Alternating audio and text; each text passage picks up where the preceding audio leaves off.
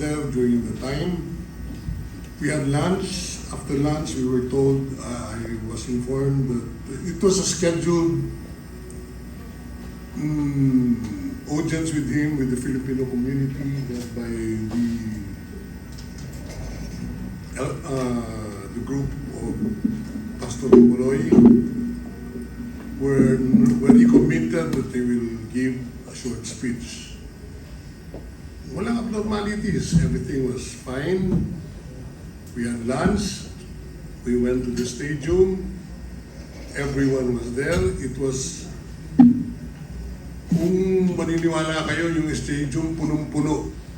Nagsalita siya as if normal lang, walang sinabi lang niya na ang sinabi lang niya, handa akong humarap kung ano man ang mga consequences na pinagagagawa ko. Other than that, wala na siyang other political statements than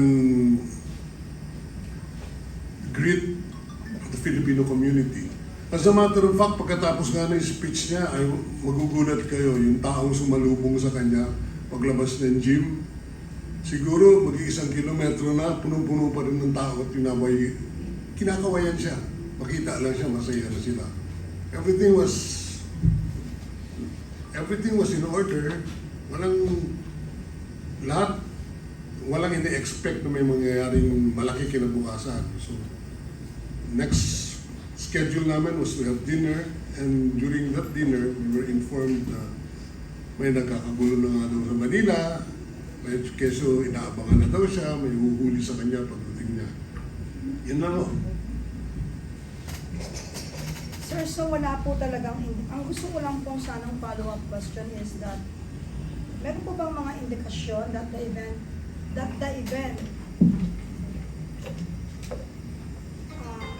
sususugan ko po yung pong sinabi, Sec, meron po bang mga indikasyon that the events the next day would take such a dramatic turn? Wala mga indikasyon. Kung meron man, kung may warrant man, the normal thing to do was to post a ban, no? Yes. Go to the courts and then post a ban. We never expected na may ICC pala silang dala-dalang warrant na hindi naman nila maipakita nung pagdating namin sa aeroplano. Lahat, nasa cellphone lahat. Nandito sa wala. So, ganun no. Ganun ka-simple yung sitwasyon. Kasi po yung dating sa aming mga Pilipino, no, na parang may nagkanulo or meron ng traidor. But how did you and the former president prepare for what came next? Well, the night before, when nakatanggap na nga ng informasyon na naghahanda silang aarestuhin ng presidente, hindi namin alam kung anong krimen na kanyang nagawa except yung sedition na sinasabi, which is bailable. Hindi naman namin i-expect yun sa ICC. Kasi sino ba naman mag-i-expect yun sa ICC? Wala namang investigasyon na nangyayari. Hindi naman siya napapagsabihan kung ano itong mga kaso itong na-file sa kanya. No? Baga sa at least may due process man lang na naibigay sa kanya bago na-implement yung warrant. Wala.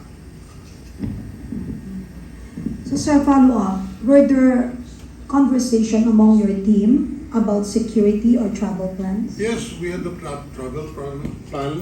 Originally, he was supposed to leave at 2 o'clock in the afternoon, but sabi namin, you may want to consider una i-defer yung pagbalik, no? Pero hindi namin decision yun. Sabi niya, harapin ko to kung ano man ito. Yun ang kanya. Nasa kanya ang decision. Sinundan namin siya kung anong gusto niyang gawin. Napagbigyan niya kami nung sinabi niyang agahan natin ang alis natin. Instead of 2 o'clock in the afternoon, let's leave at around 5 o'clock so we will have enough time pagdating sa airport, pagdating sa Pilipinas. Punta ng korte, mag-post ng ban, that's it. No?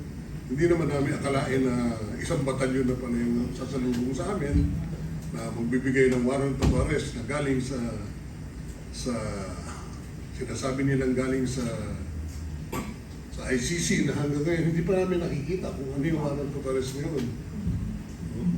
So talagang zero ang knowledge about yung arestong gagawin sa Manila, ano? Any follow-up answer para po dun sa team? Because we know that pagdating po sa legal, one of the kasama po sa team is si Attorney Delgra. Attorney? I'd like to confirm na the original plan, because we were coordinating with ES Bingbong, was that I was not part.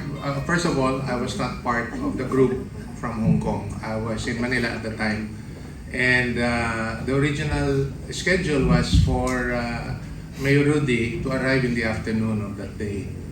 And I was informed about that. And for me to meet them at the airport to assist them for whatever eventualities that may come when they arrive. And yun na nga, may mga ugong-ugong that he might be arrested. I did, ES Bingbong mentioned about a possible sedition charge, which, if I may recall, dates back to the time of the proclamation rally in the Club Filipino, which he said something about, which some official took it adversely that a sedition charge may be filed. But nevertheless, I was not there, and nagulat na lang ako.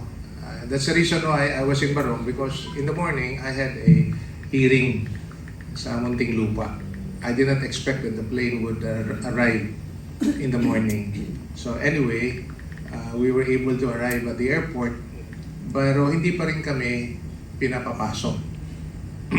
Doon mismo sa aeroplano, o makausap pa lang ang dating Pangulo.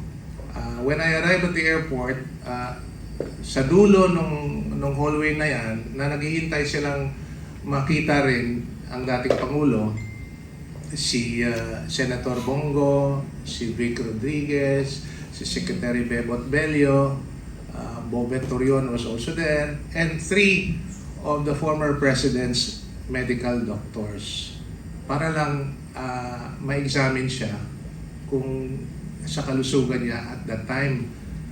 Just to give you a little context, based on what I got from his aide, pag mga long travels kasi, napapagod yung dating Pangulo, matanda na, 80 years old. But nevertheless, he went to Hong Kong, came back, but madaling mapagod pag mahaba yung biyahe, according to his aide. And that's the reason why the doctors were there also. Anyway, I asked when I arrived kung bakit wala at hindi sila pinapapasok. They also do not know. They were not informed the reason why they were not.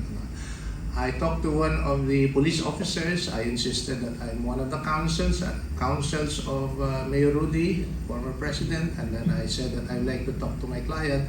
My request was denied. And we don't know exactly what happened or what was going on in the tube or in the plane, because we were out